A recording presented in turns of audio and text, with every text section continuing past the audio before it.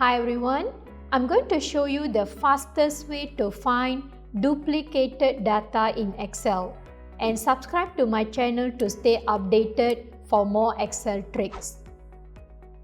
In this Excel table, I'm looking at the invoice, and I should make sure that the invoice shouldn't have any repeated number.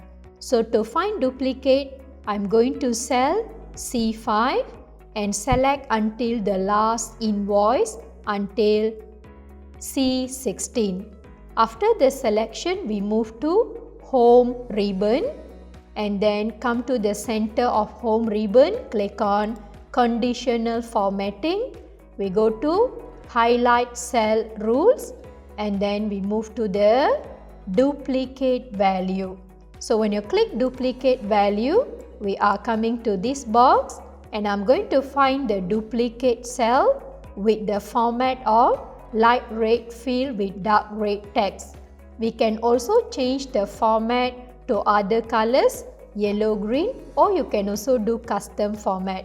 Now I'm using light red field, click OK.